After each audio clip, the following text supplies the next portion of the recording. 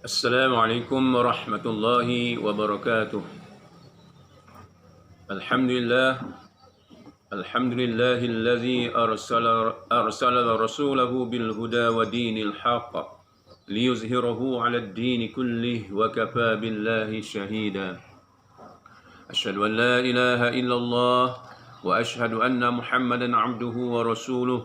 Allahumma salli wa sallim 'ala sayyidina Muhammad وعلى آله وأصحابه والتابعين التابعين لهم بإحسان إلى يوم الدين أما بعد. Para pelajar yang dihormati oleh Allah sekalian, pertamanya marilah sama-sama kita bersyukur kepada Allah Subhanahu wa taala di atas limpah kurnia-Nya kita dapat berkumpul lagi bersama-sama untuk meneruskan perbincangan kita, pengajian kita dalam suasana PKP ini, khususnya pada pelajar tahun 4 pada pagi ini.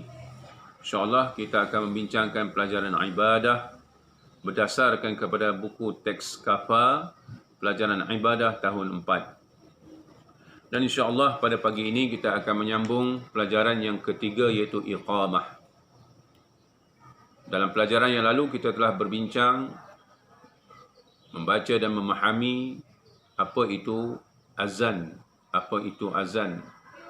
Jadi insyaAllah pada pagi ini kita akan meneruskan pembelajaran kita dalam pelajaran yang ketiga pada muka surat yang keempat, iaitu iqamah.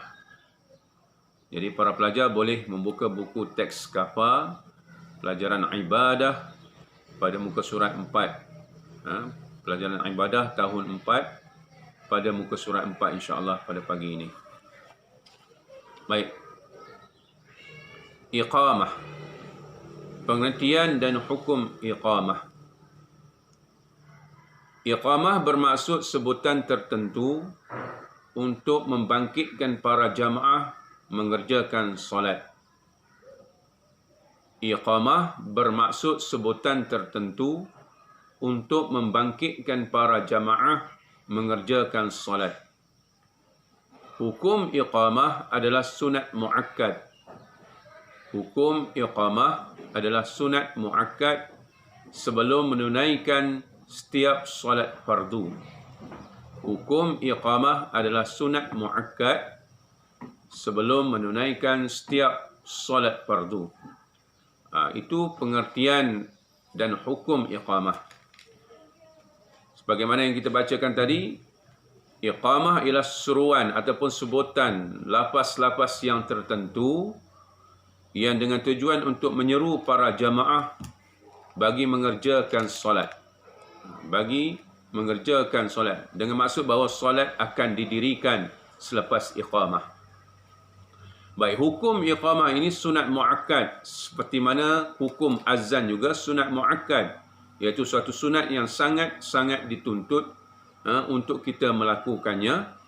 Dalam istilah fiqh disebut sunat muakkad ini suatu sunat yang Nabi tidak sama sekali meninggalkannya. Maknanya ianya amat digalakkan untuk kita melakukannya. Apatah lagi besar fadilat atau hikmah jika sekiranya kita melakukannya.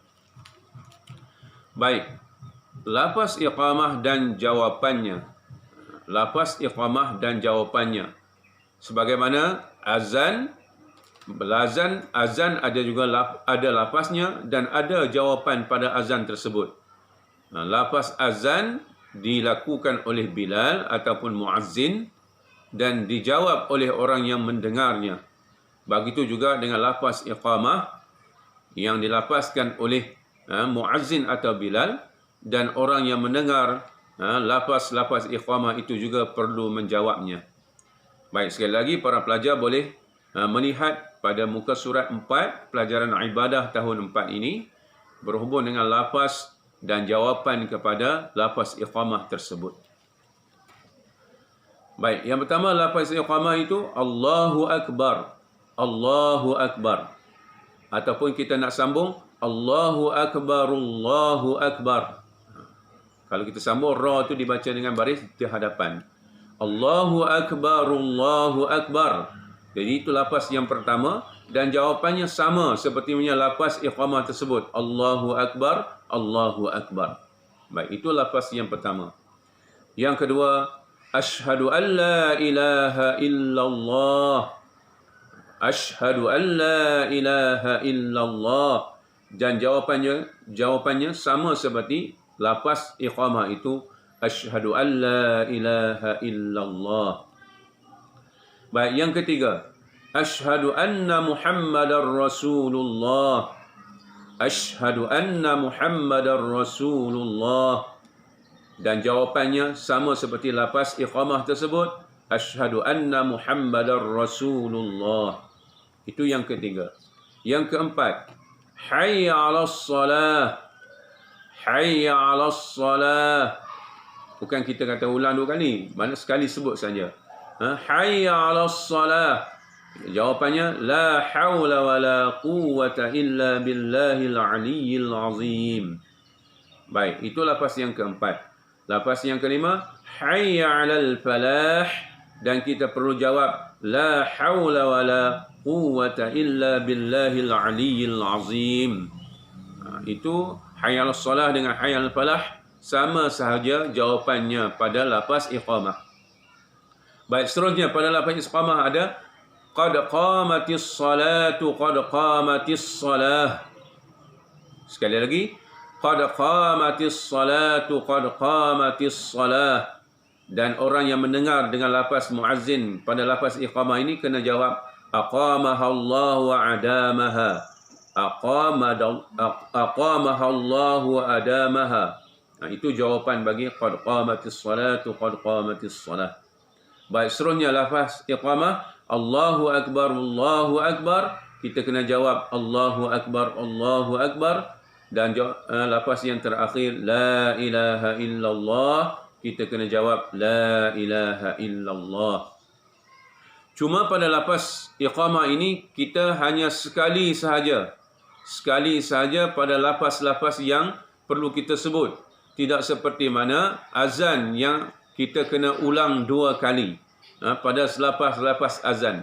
Tapi pada lafaz-lafaz iqamah hanya sekali sahaja kita sebut dan perlu kita beri ruang kepada orang yang mendengar untuk menjawabnya. Kerana lafaz iqamah ini dia lebih pantas, lebih cepat kita lafazkan daripada lafaz azan. Lafaz azan kita buat secara tertil ataupun lambat. Tetapi lafaz azan ini kita buat secara cepat sedikit daripada lafaz azan. Sebab itu sebelum kita menyebut lafaz yang kedua, yang ketiga dan seterusnya, kita kena beri ruang kepada orang yang mendengar lafaz iqamah tersebut untuk menjawabnya.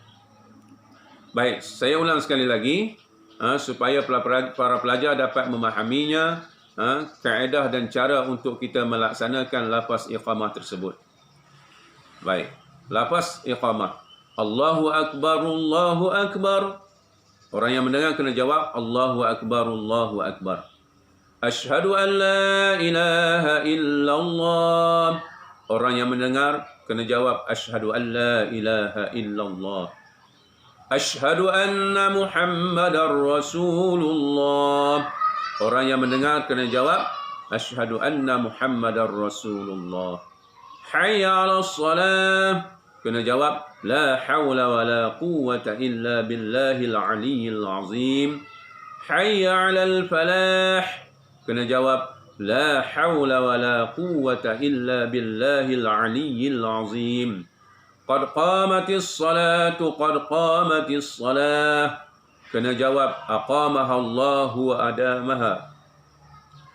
Allahu akbar, Allahu akbar. Kena jawab Allahu akbar, Allahu akbar. Kemudian yang terakhir, la ilaha illallah. Kena jawab la ilaha illallah. Maksudnya, sekali lagi sebut bahawa lafaz iqamah kita sebut dengan sekali lafaz sahaja tanpa diulang sebanyak dua kali seperti mana lafaz azan. Saya cuba sekali lagi membuat lafaz iqamah ini supaya para pelajar boleh perhatikan. Sebagaimana saya kata, lafaz iqamah ini perlu lebih pantas sedikit daripada lafaz azan. Baik. Allahu akbar, Allahu akbar. Asyhadu an la ilaha illallah. Asyhadu anna Muhammadar Rasulullah. Hayya 'alas salah. حي على الفلاح قد قامت الصلاة قد قامت الصلاة الله أكبر لا إله إلا الله. Itu cara untuk melakukan lapas iqamah yang amat berbeza dengan lapas azan. Jadi insya-Allah saya mengharapkan para pelajar boleh mencuba untuk melakukan lapas tersebut dan ingat kepada jawapan yang perlu dijawab terhadap lapas iqamah tersebut. Dan saya mengharapkan juga para pelajar untuk mencatatkan dalam buku tulis kamu sebagai nota lapas iqamah dan jawapan kepada lapas iqamah tersebut. Sekadar itulah untuk pagi ini pelajaran ibadah tahun 4. InsyaAllah saya mengharapkan para pelajar dapat melaksanakan tugas yang saya berikan. Sekadar itu untuk kita pagi ini. Wabillahi taufiq wal hidayah. Wassalamualaikum warahmatullahi wabarakatuh.